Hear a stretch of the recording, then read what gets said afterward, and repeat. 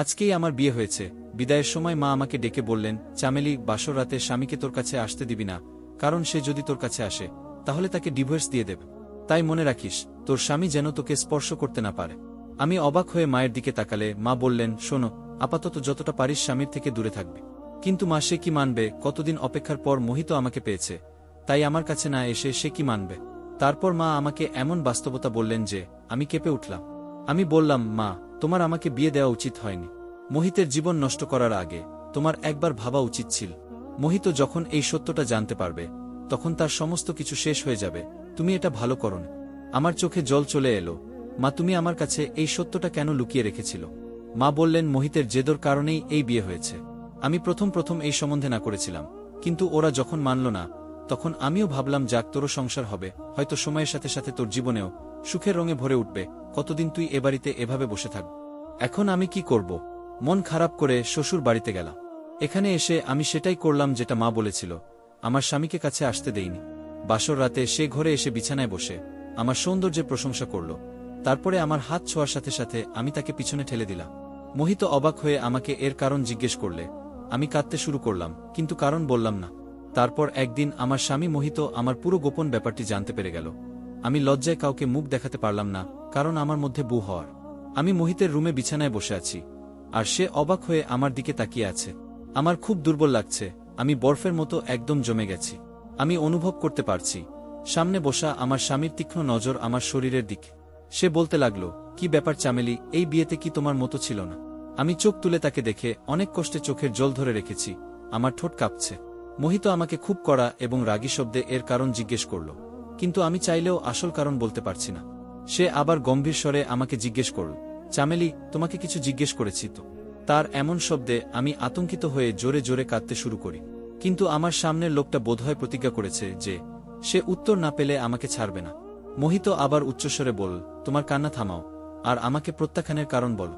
তুমি যদি ভাবো তোমার এই কান্না দেখে আমি গলে যাব আর আজ রাতে তোমার ধারে কাছে আসব না, তাহলে এই ভুল ধারণা তোমার মন থেকে বের করে না। এটা বলেই সে আমার কাপা হাতটা শক্ত করে চেপে ধরল। আমি হাতটা টেনে নেওয়ার চেষ্টা করতেই সে আমার আরও কাছে এসে বল, চামেলি, তুমি কি আমার পরীক্ষা নিত? আমি কি অন্যায় করেছি যে তুমি এভাবে আমার থেকে দূরে সরে যাত? আমাকে তোমার কাছেও আসতে দিচ্ছে না। আজ আমাদের বাসর রাত। বিয়ে নিয়ে ছেলে ও মেয়েদের মনে কত স্বপ্ন থাকে, আর তুমি আমাকে তোমার কাছে আসতেই দিচ্ছে না। অন্তত আমাকে এর কারণটা বল, হয়তো আমি তোমার সমস্যার সমাধান করতে পারবো। চামেলি, আমি কোনো দেবদূত না যে মেয়েটি আমার জন্য সব দিক দিয়ে বৈধ। আমি কি কেবল তাকে দেখি থাকব? আমি অনেক কষ্টে এই সময় পার করেছি। আমি সবসময় তোমার সঙ্গে স্বপ্ন দেখেছি। ধীরে ধীরে মোহিতের কথা বলার ধরন মোহনীয় হয়ে উঠতে শুরু করে। সে আমার মুখের উপর ঝুলে থাকা চুলের দিকে নেশা নেশা চোখে তাকিয়েছিল, আর আমার বুক ধুকধুক করছিল। আজ তাকে যত মরিয়া মনে হচ্ছে, তাকে থামানো আমার পক্ষে খুব কঠিন। কিন্তু আমি অসহায়।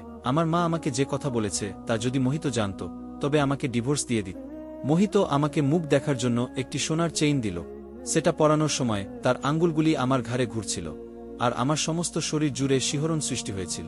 আমি তাড়াতাড়ি তার হাত ঠেলে দিয়ে আমিও পিছনে সরে এসে বললাম, মোহিত, আমাকে বোঝার চেষ্টা করো, প্লিজ, আমাকে 1 মাস সময় দাও। আমি অনুনয় বিনয় করেছিলাম, কিন্তু মোহিতের নেশা চড়েছিল। সে কিছু শোনার মুডেই ছিল না। সে বলল, আমাকে কারণটা বলো, না হলে আমি জোর খাটাবো। তোমার কাছ থেকে আমার অধিকার আদায় করে নিলেও তুমি আমাকে কিছুই বলতে পারবে না। সেও সম্ভবত প্রতিজ্ঞা করেছিল আমার কথা না শোনার, কিন্তু আমি জানতাম মোহিতের সাথে এই ঘনিষ্ঠতা আমার জন্য কি নতুন বিপদ নিয়ে আসতে চলেছে। কিন্তু আমি তাকে আটকাতেও পারছি না। যতই সে আমার কাছাকাছি আসছিল, ততই আমার অবস্থা খারাপ হয়ে যাচ্ছিল। আমি এতটাই টেনশনে ছিলাম যে বিছানায় অজ্ঞান হয়ে পড়ে যায়। মোহিত চামেলি চামেলি ডাকছিল, আর আমার হাত ধরে নাড়াচ্ছিল। হয়তো ওর ধারণা ছিল না যে আমি অজ্ঞান হয়ে যাব। হয়তো আমি অজ্ঞান হয়ে গেছি, কারণ মায়ের সেই কথা, আর তার উপর স্বামীর সেই দাবিগুলোর চাপ। আমি চাইলেও আমার স্বামীকে আমার কাছে আসতে দিতে পারিনি। এমন নয় যে আমার জীবনে অন্য কোনো পুরুষ ছিল। আমি মোহিতকে খুব পছন্দ করতাম। এটাও নয় যে অতীতে আমার সাথে এমন কোনো ঘটনা ঘটেছিল যে আমার গোপন রহস্য ফাঁস হয়ে যাওয়ার ভয় পাব। কিন্তু আমার যে সমস্যা, সেটা কম মেয়েদেরই থাকে। যখন জ্ঞান ফিরল তখন আমি হাসপাতালের বেডে। শাশুড়ি ও মোহিত আমার কাছে চিন্তিত হয়ে দাঁড়িয়েছিল। শাশুড়ি আমাকে কেমন লাগছে জিজ্ঞেস করলে। লেডি ডাক্তার বললেন, এখন একেবারেই ঠিক আছে, আপনারা চাইলে এনাকে বাড়িতে নিয়ে যেতে পারে। তারা কিছুক্ষণের মধ্যে আমাকে বাড়িতে নিয়ে এলো। শাশুড়ি আমাকে আমার ঘরে রেখে বিশ্রাম নিতে বললে। আমি বিছানায় শুয়ে পড়লাম। বিয়ে বাড়ির কারণে বাড়িতে অনেক অতিথিরা উপস্থিত ছিলেন। আমি শুনতে পাচ্ছিলাম মোহিতের দাদা, ভাই, জামাইবাবুরা মোহিতের সাথে মজা করছে যে, বাসরাতেই তুমি তোমার বউয়ের সাথে এমন কি করলে যে বেচারা মেয়েটি একেবারে অজ্ঞান হয়ে গেল। একটি ফুলের মতো মেয়ে, তোমার ধীরে সুস্থে এগানো উচিত ছিল, কিন্তু তুমি তো ফুলটাকে দুমড়ে মুচড়ে দিয়ে। তারা একটা মজা করার সুযোগ পেয়েছে, তাই তারা আর থামে। সবাই কি ভাবছিল জানি না, তবে আমি নিজেই লজ্জা পাচ্ছিলাম, কারণ আমার কারণে মোহিত সবার সামনে লজ্জিত হচ্ছিল। কেউ তাকে উপদেশ দিচ্ছিল 4 দিন ওই রুমের ধারে কাছেও যাবে না। কেউ আমার শাশুড়িকে বলছিল যে, তুমি নিজের কাছে তোমার বৌমাকে রাখো, পাছে মোহিতের মুখ দেখে নতুন বউ আবার অজ্ঞান হয়ে যা। হাসি মজার শব্দে আমি নিজের চোখেই ছোট হয়ে যাচ্ছি, কিন্তু আমিও অসহায়। আমি যদি আমার স্বামীকে আসল কারণটা বলি, তাহলে সে আমাকে ডিভোর্স দিয়ে বাড়ি থেকে বের করে দেবে। আমি যদি কিছু নাও বলি, তাহলেও আমাদের সম্পর্কের কয়েক মাসের মধ্যেই সে জানতে পারবে। কিছুদিন শাশুড়ি আমার কাছে আসতে থাকলেন, তিনি আমাকে খাবারও খাওয়াতেন। তিনি খুব নরম মনের এবং স্নেহময়ী মহিলা। ধীরে ধীরে সমস্ত অতিথিরিও চলে গেল, আমার শরীরও ঠিক হয়ে গেল। তাই আমি নিজেই রান্নাঘরের কাজ করতে থাকলাম, যদিও আমার শাশুড়ি আমাকে নিষেধ করেছিলেন। মোহিত খুব চুপচাপ থাকত এবং খাওয়ার সময় আমার দিকে অভিযোগের চোখে তাকিয়ে থাকত। শ্বশুর বাড়িতে শুধু মোহিত আর আমার শাশুড়ি থাকতেন। মোহিত আমার শাশুড়ির একমাত্র ছেলে। যদিও সব অতিথি চলে গেছে, কিন্তু শাশুড়ি তার বান্ধবী ও তার মেয়েকে জোর করে রেখে দিয়েছেন। শাশুড়ির বান্ধবীর মেয়ে আমার সমবয়সী, তার গ্র্যাজুয়েশনের পরীক্ষা হয়ে গেছে, তাই মা মেয়ে মাসখানেক এখানে থাকার প্ল্যান করেছিলে। দিয়াও সুন্দরী, কিন্তু যে জিনিসটি আমাকে বিরক্ত করত তা হল সে মোহিতের সাথে খোলামেলাভাবে মিশত এবং মোহিতের সাথে হেসে হেসে কথা বল। সেদিনও খাওয়ার টেবিলে বসে দিয়া কি নিয়ে কথা বলে যাচ্ছিল, কিন্তু মোহিত তার কথায় পাত্তা দিচ্ছিল না। তার চোখ আমার দিকে স্থির ছিল। সে মুখে কিছু বলছে না, কিন্তু তার চোখ আমাকে যা বলছে তা আমি জেনেও না জানার ভান করলাম। রাতে রান্নাঘরের কাজ করছিলাম, সবাই যে যার রুমে চলে গিয়েছে। কিছুর অনুভূতি হওয়ায় ঘাড় ঘুরিয়ে দেখলাম মোহিত আমার ঠিক পিছনে দাঁড়িয়ে। সে বলল, মাথা ব্যথায় আমার ঘুম আসছে না, এক কাপ চা বানিয়ে দাও। ভাবলাম চায়ের কথা বলে বেরিয়ে যাবে। আমি চায়ের কেটলিটা গ্যাসের উপর রাখলাম। আমি রান্নাঘরে কাজ করার সময় রান্নাঘরের দরজায় ওড়না ঝুলিয়ে রাখতাম, কারণ এই সময় আমি রান্নাঘরে একাই থাকি আর বাড়িতে কোনো দেওর বা ভাসুরও ছিল না। কিন্তু মোহিত হঠাৎ এভাবে রান্নাঘরে এসে আমার কাছে দাঁড়াবে তা আমার ধারণা ছিল না। আমি যখন ওর দিকে মনোযোগ দিয়ে দেখলাম, তখন আমার লজ্জা লাগতে লাগলো। ও রান্নাঘরের দরজার কাছেই দাঁড়িয়ে, আর আমার ওড়নাটাও সেখানেই ঝুলছে। আমি ওড়না নিয়ে নিজের গায়ে দিতেও পারছি না, তাই যত তাড়াতাড়ি সম্ভব চা বানানোর চেষ্টা করলাম। কিন্তু আজ গ্যাসের চুলাটা খুব আস্তে জ্বলছে, হয়তো কোনো নোংরা আটকে গেছে। এত আস্তে জ্বললে চা তৈরি হতে 1-5-2-0 মিনিট লেগে যাবে, আর এভাবে 1-5-2-0 মিনিট দাঁড়ানো আমার পক্ষে কঠিন হয়ে যাচ্ছে। বারবার মোহিতের চোখে আমার চোখ পড়ছিল, আর আমার হার্টবিট বেড়ে যাচ্ছিল। তারপর হঠাৎ মোহিত বলল, চামেলি, তোমার চুল খুব সুন্দর। আমি খেয়াল করলাম ও আমার দিকে আরেকটু এগিয়ে এসেছে। রান্নাঘরটা খুব ছোট, তাই ও আমার খুব কাছে চলে এসেছে। আমি খুব নার্ভাস ফিল করছি। ও আমার সামনে দাঁড়িয়ে আমার মুখের দিকে তাকিয়ে বলল, জানো, আমি তোমাকে আমার বন্ধুর বিয়েতে প্রথম দেখেছিলাম। যতক্ষণ আমি বিয়ের অনুষ্ঠানে ছিলাম, আমার চোখ সবসময় তোমার দিকেই স্থির ছিল। সেখানেই আমি মনে মন তোমাকে ভালোবেসে ফেলি। তখন থেকে তোমার সাথে সম্বন্ধ ঠিক না হওয়া পর্যন্ত আমি কোনোমতেই শান্তি পাচ্ছিলাম না। এই বলে মোহিত আমার আরও কাছে চলে এল, আর আমি পিছিয়ে সেলফে গিয়ে ঠেকলাম। মোহিত, প্লিজ সরো, আমাকে আমার ওড়না নিতে দাও বলে আমি আমার কপালের ঘাম মুছলাম। মোহিত বলল, এখানে অপর কেউ নেই যার থেকে তোমাকে নিজেকে লুকাতে হবে। মোহিত আমার আরও কাছে এসে আমার কোমর ধরে আমার ঘাড়ে ঠোঁট রাখল। ওর গরম নিঃশ্বাসে আমি গলে যেতে লাগলাম। আমার অবস্থা আরও খারাপ হতে লাগল। আমার মুখ ওর কবজায় নেওয়ার আগেই আমি ওকে পিছনে ধাক্কা দিয়ে রান্নাঘর থেকে বেরিয়ে তাড়াতাড়ি আমার রুমে গিয়ে দরজা বন্ধ করে দিলাম। আমি কিভাবে মোহিতকে থামতে পারি? সে আমার স্বামী এবং আমাকে ভালোবাসে। সে তার বন্ধুর বিয়েতে আমাকে দেখে আমাদের বাড়িতে সম্বন্ধ পাঠিয়েছিল। আমার মা প্রথমে এই সম্বন্ধে রাজি হননি, কিন্তু মোহিত সম্বন্ধ নিশ্চিত না হওয়া পর্যন্ত আমাদের বাড়ির চৌকাঠ ছাড়েন। আর আজ এত অপেক্ষার পর সে আমাকে স্ত্রী হিসেবে পেয়েছে, কিন্তু সে আমাকে তার মন ভরে ভালোবাসতেও পারেনি, কারণ আমি তাকে অনুমতি দেইনি। সে তো তার জায়গায় ঠিকই ছিল, কিন্তু আমি সেই এক সমস্যায় আটকে ছিলাম। সে আমার জন্য সমস্যা হয়ে দাঁড়িয়েছিল। টেনশনে আমি কাঁদতে লাগলাম। আমি পাথর না, এটা একটা স্বাভাবিক সম্পর্ক। মোহিত যতটা আমার ভালোবাসা এবং সঙ্গ পাওয়ার জন্য ব্যাকুল ছিল, আমিও ততটাই তার সঙ্গ পাওয়ার জন্য আকুল ছিলাম। মনে হতো আমি সমস্ত কথা ভুলে তার বুকের মধ্যে লুকিয়ে পড়ি, কিন্তু আমার অসহায়ত্ব আমাকে আটকে রেখেছে। কাঁদতে কাঁদতে কখন ঘুমিয়ে পড়েছি জানি না। সকালে যখন ঘুম থেকে উঠলাম, মোহিত অফিসে চলে গেছে। আমি মোহিতের এত তাড়াতাড়ি অফিসে যাওয়ার কারণ জিজ্ঞেস করলে শাশুড়ি বললেন, তিনি জানেন না, হয়তো অফিসে কিছু জরুরি কাজ আছে। আমার মনে পড়ল আমি সারারাত রুম দরজা ভিতর থেকে বন্ধ রেখেছিলাম। সম্ভবত মোহিত ডাইনিংয়ের সোফায় ঘুমিয়েছে। তার ব্যাগ জামাকাপড় তো রুমেই। বুঝলাম মোহিত অফিসে যায়নি, বাড়ি থেকে কোথাও একটা চলে গেছে। এখন আমার মোহিতের চিন্তা হতে লাগল। জানি না সে কোথায় গেছে, হয়তো সে আমার উপর রাগ করেছে। এই সব চিন্তাতেই সারাদিন কাটালাম। সন্ধ্যার দিকে মোহিত এসে সোজা ঘরে চলে গেল। তারপর থেকে মোহিত আমার সাথে কথা বলা একেবারেই বন্ধ করে দিল। সে আমার দিকে তাকায়ও না। একবার আমি তার অফিসের কাপড় ইস্ত্রি করতে শুরু করলে সে আমার হাত থেকে কাপড় ছিনিয়ে নিয়ে বলল, আমার কাজ করার দরকার নেই, সে তার জামা কাপড় দিয়াকে দিয়ে দি। নাস্তার কথাও তাকেই বলল। আমি অস্থির বোধ করছিলাম। সম্ভবত আমার প্রতি মোহিতের ব্যবহার ঠিকই ছিল। কতক্ষণ সে আমার সাথে ভদ্র থাকতে পারে? কিন্তু আমার জীবন বেরিয়ে যাচ্ছিল যখন আমি দিয়াকে তার পিছন পিছন ঘুরতে দেখলাম। সে আনন্দের সাথেই মোহিতের সব কাজ করে দিচ্ছিল। আমি অবাক হয়ে দেখতাম যে মোহিত সন্ধ্যায় যখন অফিস থেকে ফিরো, দিয়া নববধূর মতো সেজে দরজায় দাঁড়াত। মোহিত ভেতরে এলে দিয়া দৌড়ে তার কাছে যেত, হেসে তাকে হ্যালো বলে তার হাত থেকে ব্যাগটি নিয়ে যেত। যেগুলো আমার দায়িত্ব ছিল সেগুলো খুশি হয়ে দিয়া পূরণ করত। আর আমার মধ্যে যেন আগুন লেগে যেত। কিন্তু আমি কি বা করতে পারি, কারণ মোহিত নিজেই তাকে এত গুরুত্ব দিচ্ছিল। সম্ভবত মোহিত আমার কাছে যা চাচ্ছিল তা আমি পূরণ করতে পারিনি। যদি বিষয়টা এতেই সীমাবদ্ধ থাকত তাহলে ঠিক ছিল। রাতে একবার যখন চোখ খুললাম, বাইরে ডাইনিং রুমে কথা বলার আওয়াজ শুনতে পেলাম। রুম থেকে বের হয়ে দেখলাম দুজনে হাসতে হাসতে কথা বলছে, আর সামনে 2 কাপ চা রাখা ছিল। আমাকে দেখে দিয়ার হাসি থেমে গিয়েছিল, কিন্তু মোহিত একেবারে নির্লিপ্ত হয়ে বসে দিয়ার সাথে এমনভাবে কথা বলতে থাকল যেন আমাকে নিয়ে তার কোনো চিন্তা নেই। আমি কাঁদতে কাঁদতে নিজের রুমে চলে এলাম। আমার জীবন ধীরে ধীরে নষ্ট হয়ে যাচ্ছে। কিন্তু আমি জীবনের সেই পর্যায়ে দাঁড়িয়ে যেখানে সামনে আগুন আর পিছনে খাক। আমি যদি মোহিতকে সত্যিটা বলি তাহলেও আমার সংসার নষ্ট হয়ে যেত। আর না বললে দিয়া নামের এই মেয়েটা আমার জায়গাটা নিয়ে নেবে। একজন নারী সবকিছু সহ্য করতে পারে, কিন্তু সতীনের দুঃখ নয়। আমার আর মোহিতের মধ্যে যা থাকুক, আমি চাই না দিয়া আমাদের মাঝে আসুক। তাই আমি শাশুড়িকে বললাম যে দিয়া এখানে এসেছে অনেক দিন হয়ে গেল, সে কবে যাবে? যদিও দিয়ার মা চলে গেছে অনেক দিন হল, দিয়া এই বলে থেকে গেছে যে আমি আর কিছুদিন এখানে থাকতে চাই। শাশুড়ি বললেন, আমিও তাকে বলেছি যে তুমি এসেছ অনেক দিন হয়ে গেল, এখন তুমি তোমার বাড়িতে যাও। সেও যেতে চায়, কিন্তু মোহিত তাকে যেতে দেয়নি। এটা শুনে আমার মনে হলো কেউ যেন আমার হৃদয় চেপে ধরেছে। মোহিত কেন তাকে যেতে দিতে চায় না? একবার রান্নাঘর থেকে বেরিয়ে দেখি দুজনে ড্রয়িং রুমে গল্প করছে। আমি দরজায় দাঁড়িয়ে যা শুনলাম তা আমার হুঁশ উড়িয়ে দিল। আগে জানতাম না যে দুজনের মধ্যে কি চলছে, কিন্তু আজ এই রহস্যের উপর থেকেও পর্দা সরে গেল।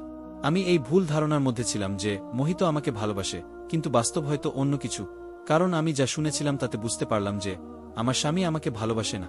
এই বিয়েটা বোধহয় সে বাধ্য হয়ে করেছে, নইলে তো সে শুধু দিয়াকেই ভালোবাসত। আর দিয়াও এখানে থেকেছে শুধু তার কথায়। আমি কাঁদতে কাঁদতে আমার রুমে চলে এলাম। রাতের খাবারও খাইনি। আমার শাশুড়ি এসে জিজ্ঞেস করলেন, তুমি কেন খাবে না? আমি মাথা ব্যথার অজুহাত দিয়ে মাঝ রাত অবধি কান্নাকাটি করে কাটিয়ে দিলাম। রাত 2টার দিকে ড্রয়িং রুম থেকে ফিসফিস শব্দ আসতে লাগল। রুম থেকে বেরিয়ে এসে দেখি ড্রয়িং রুমের দরজা বন্ধ। ড্রয়িং রুমের জানালা দিয়ে তাকাতেই চমকে উঠলাম। দিয়া মোহিতের কোলে। চোখ বড়বড় হয়ে গেল এবং আমার শরীর কাঁপতে লাগল। আমি ঘামে ভিজে গেছি। ঈশ্বরকে ধন্যবাদ জানালাম যে আমি যা দেখেছি তা স্বপ্ন ছিল। আমি উঠে তাড়াতাড়ি ঘর থেকে বেরিয়ে ড্রয়িং রুমে গিয়ে দেখলাম মোহিত তার ল্যাপটপে কিছু কাজ করছে। আমি কাঁদতে কাঁদতে তার কাছে বসলাম। সে আমাকে দেখে কিছুটা বিরক্ত হয়ে জিজ্ঞেস করল, কি ব্যাপার, তুমি আবার কাজ কেন? আমি বললাম, মোহিত, তুমি আজকের পর দিয়ার সাথে কথা বলবে না। আমার কথা শুনে প্রথমে সে কিছুক্ষণ আমার দিকে তাকিয়ে রইল, তারপর ল্যাপটপ বন্ধ করে বলল, কথা বলবো না কেন? আমি বললাম, তোমার মনে যদি দিয়াই ছিল তাহলে আমাকে বিয়ে করলে কেন? সে বলতে লাগল, আমি খুব ভুল করেছি যে আমি দিয়ার কদর না করে তোমাকে দেখে তোমার জন্য পাগল হয়ে তোমাকে বিয়ে করেছি। দিয়া আমাকে আগে থেকেই ভালোবাসত আর আমাকে বিয়ে করতে চাইত। এখন আমিও বুঝতে পেরেছি, তাই আমি দিয়াকে বিয়ে করতে চাই। এটা শুনে আমি একদম পাগল হয়ে গেলাম আর ফুপিয়ে ফুপিয়ে কাঁদতে কাঁদতে বললাম, তুমি এটা করতে পারো না। তুমি আমাকে এভাবে নষ্ট করতে পারো না। তোমাকে ছাড়া আমি মরে যাব। মোহিত, আমি তোমাকে খুব ভালোবাসি। আমার কথা শুনে মোহিত আমার হাত ধরে রুমে নিয়ে এসে রুমের দরজা বন্ধ করে দিয়ে বলল, শুধু এইটুকুই আমি শুনতে চেয়েছিলাম। আমি জানতাম তোমার মধ্যে হৃদয় আছে, তাই আমি দিয়াকে অনুরোধ করেছিলাম এই নাটকটা করতে। চামেলি, দিয়া আমার নিজের বোন। মায়ের বান্ধবীর কোনো সন্তান নেই, তাই মা দিয়াকে তাকে দিয়েছিলে। এটা আমার জন্য একেবারে নতুন, আমি জানতাম না। তখন মোহিত বলল যে তুমি আমাকে দূরে ঠেলে দিয়েছিলে, যেটা আমাকে খুব কষ্ট দিয়েছে। আমি ভেবেছিলাম তুমি হয়তো অন্য কাউকে ভালোবাসো, তাই আমার থেকে দূরে থাকার অজুহাত খুঁজছ। আমি দিয়ার সাথে মিলে এই নাটকটি করেছি, আর আজকে তোমার অভিব্যক্তি আমাকে আনন্দ এবং শান্তিতে ভরিয়ে দিয়েছে। মোহিত আমার কাছে আসতে লাগল, এত কাছে যে সে আমাকে তার বুকে জড়িয়ে নিল। মোহিত মাতাল স্বরে বলল, চামেলি, তোমার মন থেকে সব ভয় দূর করে দাও। আমি তোমার স্বামী, আমি তোমাকে খুব ভালোবাসি, তোমাকে কখনোই কষ্ট দেব না। এবার আমি তাকে আর আটকাতে পারলাম না, কারণ আমি আমার ভালোবাসা প্রকাশ করে দিয়েছি। সারা রাত এই ভয়ে কাটালাম যে যেদিন মোহিত আমার সত্যিটা জানবে সেদিনই হবে এই বাড়িতে আমার শেষ দিন। যাই হোক, আমার সঙ্গ পেয়ে মোহিত খুব খুশি। কিছুদিন পর দিয়াও ফিরে গেল। কিন্তু আমি সবসময় ভয়ে ভয়ে থাকতাম যে মোহিত যখন আমার সত্যটা জানতে পারবে তখন আমার কি হবে। মাত্র কয়েক মাস হয়েছে আমাদের বিয়ে। একদিন খাওয়ার সময় আমার শাশুড়ি বলতে শুরু করলেন, মোহিত, যত তাড়াতাড়ি সম্ভব আমাকে নাতিপুতির সুখ বর্ষো না। তুই আমার একমাত্র ছেলে, আর আমি তাড়াতাড়ি দাদি হতে চাই। এই নির্জন বাড়িতে ছোট বাচ্চার কান্নার আওয়াজ একটা শোনা মাত্রই আমার হাত থেকে প্লেট পড়ে গেল। আমি তাড়াতাড়ি প্লেটটা তুলে নিলাম। মোহিত আমার দিকে তাকিয়ে বলল, কি ব্যাপার চামেলি, তুমি টেনশনে আছো মনে হচ্ছে। আমি তাকে কি উত্তর দেব? আমি চুপচাপ রইলাম। দেখে মোহিত হেসে তার মাকে সান্ত্বনা দিয়ে বলল, মা, এত তাড়া কিসে? তুমি তাড়াতাড়ি সুখবর পাবে। কিন্তু আমার শাশুড়ির যেন খুব তাড়া, এবং হয়তো তার তাড়া স্বাভাবিক। তার মাত্র 2টি সন্তান, তার মধ্যে দিয়াকে তিনি তার বান্ধবীকে দিয়েছিলেন। তার কাছে শুধু মোহিত ছিল। এই বাড়িটি বহু বছর ধরে ফাঁকা পড়ে আছে, সেজন্যই তার বাচ্চার খুব তাড়া। তার মায়ের বারবার পীড়াপিড়িতে মোহিত আমাকে একজন মহিলা ডাক্তারের কাছে নিয়ে গেলে তিনি অনেক টেস্ট লিখে দিলে। আমি খুব অস্থির ছিলাম, এসব কিছু ঠিক হচ্ছিল না। আমি ভয়ে ভয়ে মোহিতকে বললাম, মায়ের বাচ্চা নেওয়ার এত তাড়া কেন? মোহিত আমার হাত ধরে বলল, চামেলি, বাচ্চা আমারও খুব পছন্দ। আমি শুধু চাই সৃষ্টিকর্তা যেন আমাকে একসাথে 2টো বাচ্চা দেয়। মোহিতের 2টি সন্তানের কথা আমার হৃদয়কে নাড়া দেওয়ার জন্য যথেষ্ট। আমার মা আমাকে যে সত্যিটা বলেছিলেন, আমি জানতাম আমি মোহিতকে এই সুখ কখনো দিতে পারবো না। আর যেদিন মোহিত এটা জানবে সেদিনই হবে এই বাড়িতে আমার শেষ দিন। সে কখনই আমাকে এটার সাথে মেনে নেবে না। তারপরে আল্ট্রাসাউন্ড করার সময় যেভাবে ডাক্তার একবার আমার মুখের দিকে একবার আল্ট্রাসাউন্ড স্ক্রিনের দিকে তাকাচ্ছিল, তাতে যেন আমার আত্মা আমার শরীর থেকে বেরিয়ে যাচ্ছে। আমার চোখ থেকে অশ্রু ঝরতে লাগ। আমি ডাক্তারকে অনুরোধ করলাম আমার স্বামীকে এই সম্পর্কে কিছু না বলার জন্য। কিন্তু তিনি বলতে লাগলেন, আমাদের এই ক্ষমতা নেই, আর আমি না বললেও অন্য কোনো আল্ট্রাসাউন্ডের লোক এই কথা বলবে। তুমি বেশিক্ষণ লুকিয়ে রাখতে পারবে না। সবচেয়ে ভালো হয় তুমি নিজেই তোমার স্বামীকে সত্যিটা বলো। আমি তাকে অনুনয় বিনয় করতে লাগলাম যে আমার সংসার ভেঙে যাবে, কিন্তু হয়তো আমার কপাল খারাপ। রিপোর্ট মোহিতের কাছে পৌঁছে গেল। লেডি ডাক্তার রিপোর্টটা দেখার সাথে সাথে আমাকে অবাক চোখে দেখতে লাগলে, আর তিনি মোহিতকে আমার রিপোর্টের সব সত্যিটা বলে দিলেন। আমি পাথরের মতো চেয়ারে বসে রইলাম। মোহিত আমার সত্যিটা জেনে গেছে। মোহিতের বদলে যাওয়া চেহারা দেখে আমার জীবন বেরিয়ে যাচ্ছিল। বাড়ি যেতেই আমার শাশুড়ি যখন মোহিতকে আমার রিপোর্ট সম্পর্কে জিজ্ঞাসা করলেন, মোহিত বলল যে ডাক্তার এখনো কিছু বলেন। আমি এই কথা শুনে কিছুটা স্বস্তি অনুভব করলাম, কারণ শাশুড়ি জানলে আমাকে হাত ধরে বাড়ি থেকে বের করে দিতে। আমি চুপচাপ আমার রুমে চলে এলাম।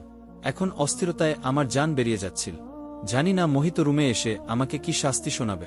মোহিত যখন রুমে এলো তখন তার চোখ লাল।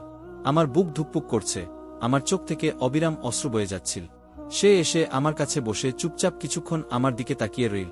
সে মুখে তো কিছুই বলল না, কিন্তু তার চোখ যেন অনেক কিছু বলছে যে, কেন তুমি আমার কাছ থেকে এত বড় একটা কথা লুকাল? আমার চোখ থেকে অবিরাম অশ্রু ঝরতে থাকল। আমি নিজেকে ভাগ্যের হাতে ছেড়ে দিয়েছি। কিছুক্ষণ পর মোহিত বলতে লাগলো, শুধু একটা কথা বলো চামেলি, তুমি কি এটা আগে থেকেই জানতে? আমি নাতে মাথা নেড়ে বললাম, আমার মা বিয়ের রাতে আমাকে এই কথা বলেছিল, তাই আমি তোমাকে আমার কাছে আসতে দিতাম না, যাতে সত্যটা জানার পর তুমি আমাকে ডিভোর্স না দাও। এই বলে আমি কাঁদতে লাগলাম। সে বলল, চামেলি, তুমি এটা ভালো করনি। তুমি জানো আমি আমার মায়ের একমাত্র সন্তান। যদি তোমার মা সত্যিটা জানত, তাহলে আমাদেরকে অন্ধকারে রেখে অন্যায় করেছে। এই কথা বলেই মোহিত ঘর থেকে বেরিয়ে গেল। সারা রাত আর রুমে আসেন। বিয়ের রাতে মা কাঁদতে কাঁদতে আমাকে বলেছিলেন যে জন্ম থেকেই আমার মধ্যে জরাজু নেই, আমি কখনই মা হতে পারবো না। 1-4-1-5 বছর বয়স পর্যন্ত আমার পিরিয়ড হয়নি দেখে আমার মা টেনশনে ছিলেন। আমার 1-6 বছর বয়সেও যখন পিরিয়ড হলো না, তখন তিনি আমাকে একজন মহিলা ডাক্তারের কাছে নিয়ে যান, যেখানে আমার আল্ট্রাসাউন্ড হয়েছিল। কিন্তু মা তখন আমার কাছ থেকে এই সত্যটা লুকিয়ে রাখেন। তিনি শুধু বলেছিলেন আমার মধ্যে সামান্য ঘাটতি আছে, যা সময়ের সাথে সাথে পূরণ হয়ে যাবে এবং আমি স্বাভাবিক হয়ে যাব। আমিও এটা ভুলে গিয়ে নিজের জীবন নিয়ে মগ্ন ছিলাম। কিন্তু বিয়ের রাতে মা আমাকে এই সত্যটা বলেন, এবং সঙ্গে আমাকে এটাও বলেছিলেন যতটা সম্ভব মোহিতের থেকে দূরে থাকতে, কারণ সে যদি তার সাথে সম্পর্ক কর, স্পষ্টতই কিছুদিন পরে বাচ্চার কথাও বলবে, এবং এর জন্য যখন তোকে ডাক্তারের কাছে নিয়ে যাবে তখন তারাও এই সত্যটা জেনে যাবে। আর আজকে সেই দিনটি এসে গেছে। মোহিতের কাছে আমার রহস্য প্রকাশ পেয়ে গেছে। আমি অঝরে কাঁদছিলাম, কিন্তু সে একবারও আমার চোখের জলে মুছিয়ে দিতে আসেন। সকালেই বুঝতে পেরেছি আমাকে নিয়ে কি সিদ্ধান্ত হতে চলেছে। সকালে যখন ঘর থেকে বেরোলাম তখন মোহিত ওর অফিসে চলে গেছে। সারাটা দিন অস্থিরভাবে কাটিয়েছি। বাড়িতে ফিরে এসেও ওর মুখে বিষণ্ণতার ছাপ। সে হাতে রিপোর্টগুলো নিয়ে শাশুড়ির সামনে রাখে। আমি ভয়ে মরে যাচ্ছিলাম, কিন্তু জানতে পারলাম আমার শাশুড়ি সম্পূর্ণ নিরক্ষর। তিনি বললেন, মোহিত, আমি এসব রিপোর্টের কি বুঝি, এতে কি লেখা আছে সেটা আমাকে বল। মোহিত বলল, মা, আমি তোমাকে কখনো বংশধর দিতে পারবো না। সন্তান জন্মানোর ক্ষমতাই আমার নেই। আমার কোনোদিন সন্তান হবে না, এই বলে মায়ের কোলে মাথা রেখে সে কাঁদতে লাগল। শাশুড়িকে জড়িয়ে ধরে আরও বলল, দয়া করে আমাকে সন্তানের জন্য আর জিজ্ঞেস করবে না। আমি তোমাকে সবকিছু দিতে পারি, কিন্তু সন্তান কোনোমতেই না। এসব শুনে আমার গায়ের রং ফ্যাকাশে হয়ে গেল। মোহিত সবকিছু নিজের উপরে নিয়ে আমাকে সবকিছু থেকে মুক্তি দিয়ে দিল। আমার শাশুড়িও কাঁদছেন, আর আমি হতবাক হয়ে আমার স্বামীর দিকে তাকিয়ে রইলাম যে এটা পুরুষের কোনো রূপ, যেটা মোহিতের রূপে আমার সামনে। আমার শাশুড়ি কিছুক্ষণ কান্নাকাটি করে তারপরে তিনি বললেন, চিন্তা করিস না মোহিত, অনাথ আশ্রম থেকে একটা বাচ্চা নিয়ে আসিস, আর আমরা নিজের মনে করে তাকে মানুষ করব। কিন্তু তুই মন খারাপ করিস না, আমি আর কখনো তোকে সন্তান নিতে বলবো না। রুমে এসে মোহিত প্রাণহীন মানুষের মতো শুয়ে পড়ল। আমি তার কাছে গিয়ে তার পা ধরে কাঁদতে কাঁদতে বললাম, তুমি একই করলে, আমার ত্রুটিগুলো নিজের মাথায় নিয়ে নিলে। সে আমাকে হাত ধরে তার কাছে বসিয়ে বলল, স্বামী স্ত্রী একে অপরের অঙ্গ, এবং আমাদের নিজেদের ত্রুটিগুলো মেনে নিতে হয়। তুমি আমার, তোমার ত্রুটি আমারও ত্রুটি, এবং তোমার গুণ আমারও গুণ। আমি বলছি না যে এসব আমার কাছে সহজ ছিল, কিন্তু আমি তোমাকে ছেড়ে থাকতে পারবো না। এই সবে তোমার কোনো দোষ নেই। এই বলে মোহিত আমাকে বুকে জড়িয়ে ধর। আমি পৃথিবীর সবচেয়ে ভাগ্যবান মহিলা, যে মোহিতের মতো স্বামী পেয়েছে। আজ আমাদের বিয়ের 5 বছর হয়ে গেছে। দিয়ারও বিয়ে হয়ে গেছে, আর সে যমজ সন্তানের জন্ম দিয়েছে। একটি ছেলে দিয়া আমাকে এবং মোহিতকে দিয়েছে। আমি আনন্দের সাথেই দিয়ার ছেলেকে নিজের করে নিয়েছি। এখন মোহিত এবং আমার শাশুড়িও খুব খুশি। ওই বাচ্চার জন্য এখন মনে হচ্ছে আমাদের পরিবার পরিপূর্ণ। ধন্যবাদ বন্ধুরা গল্পটা শোনার জন্য।